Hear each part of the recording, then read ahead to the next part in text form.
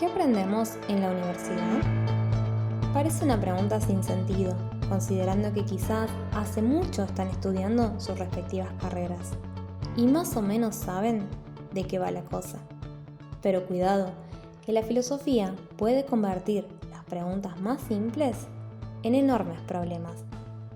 Así que, yendo a lo obvio, lo que aprendemos en la universidad está en nuestros planes de estudio.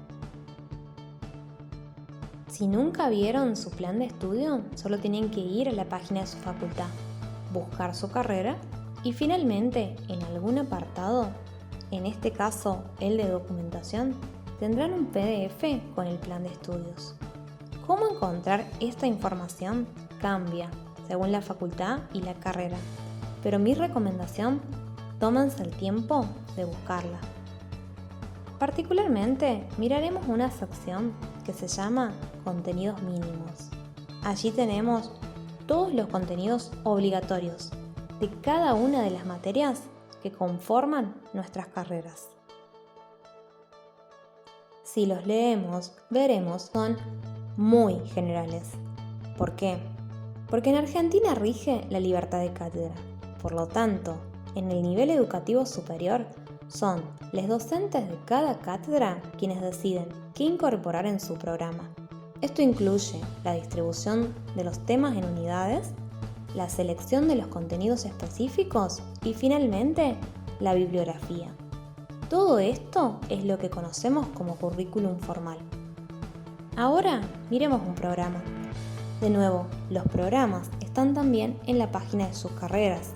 Es posible que estén desactualizados, pero les van a servir para tener una idea de lo que verán y las condiciones para aprobar.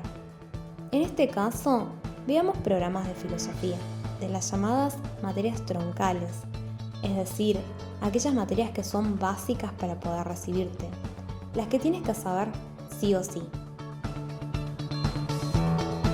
Filosofía moderna, programa 2018, es decir, está desactualizado, pero a nuestros fines nos sirve. Vamos a ver la bibliografía. En filosofía estudiamos a los grandes filósofos. Podemos usar algún texto complementario para entenderlos, pero la idea es leer y analizar los textos fuentes. Así que entonces, ¿cuáles son las fuentes de la filosofía moderna? Hombres, los grandes filósofos de la modernidad. Hombres, los que comentan y analizan los textos de los grandes filósofos de la modernidad. Hombres. No hay en este programa ninguna mujer. Pero entonces, ¿no hubo en la modernidad filósofas? Claro que sí, hubo. Sigue habiendo. Hay mujeres, personas trans, travestis, gays, lesbianas, no binarias, intersexuales que hacen filosofía, que son profes o que se han recibido de la carrera. Lo mismo sucede con todas las otras carreras. Entonces, hasta ahora podemos decir que hay en los currículum formales ciertos sesgos masculinistas que generan desigualdades de manera regular y sistemática. Pero además existe también lo que se conoce como currículum oculto. Y no es una teoría conspirativa. El currículum oculto incluye aprendizajes no explicitados y o no intencionales, pero eficaces, que afectan tanto a estudiantes como a docentes. Refuerza conocimientos, valores y expectativas acordes al status quo del momento sociohistórico.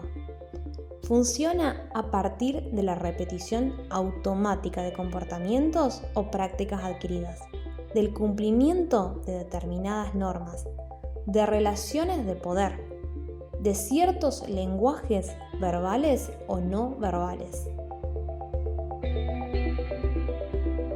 Entonces, el currículum oculto sirve para mantener ciertas estructuras como naturales, es decir, se olvida que fueron construidas e históricas. Se cree que siempre fueron así. Todo ello impacta en cómo nos desenvolvemos como estudiantes, docentes, pero también nos señala cómo deberemos ser como profesionales. Es decir, Una persona recibida de ingeniería civil no se comportará jamás como una recibida de obstetricia.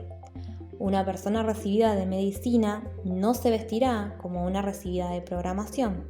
O una persona recibida en ingeniería agronómica no evaluará y analizará la vida de la misma manera que una persona recibida de la licenciatura en ecología. Pero, particularmente, quisiera que hablemos de aquellas manifestaciones y elementos estructurales, muchas veces reforzados por viejas teorías científicas, que operan generando y manteniendo desigualdades patriarcales. ¿Qué significa esto? Que hay una tradición impuesta, no discutida, asumida de manera absoluta, que piensa lo humano desde lo humano masculino, que genera una reflexión parcial, pero que cree expresar a la totalidad. Es decir, las identidades masculinas hegemónicas están ubicadas por encima del resto de identidades. La Ley de Identidad de Género número 26.743 es la primera ley en reconocer la identidad de género autopercibida. En ese sentido, toda persona puede solicitar la corrección registral del género y el cambio de su nombre de pila a imagen.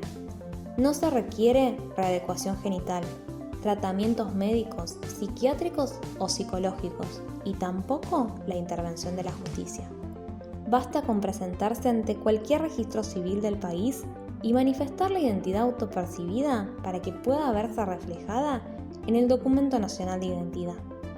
En la práctica concreta, esto implica salir del lugar de evaluar cuerpos o tener que descifrarlos en función de la expresión de género que se haga visible. En su artículo sobre trato digno se hace referencia a la obligatoriedad de denominar a todas las personas por el nombre de pila adoptado. Pero entonces, pensemos juntos, ¿qué aprendemos en la universidad? Por un lado, se estudian los contenidos que están incluidos en los programas de cada materia y que se corresponden con el plan de estudio de las respectivas carreras. Por otro, se aprende a repetir ciertas aptitudes y comportamientos que colaboran a mantener determinadas estructuras. En ambos casos existen claras exclusiones de identidades, géneros y cuerpos diversos y el rechazo de prácticas y comportamientos no hegemónicos.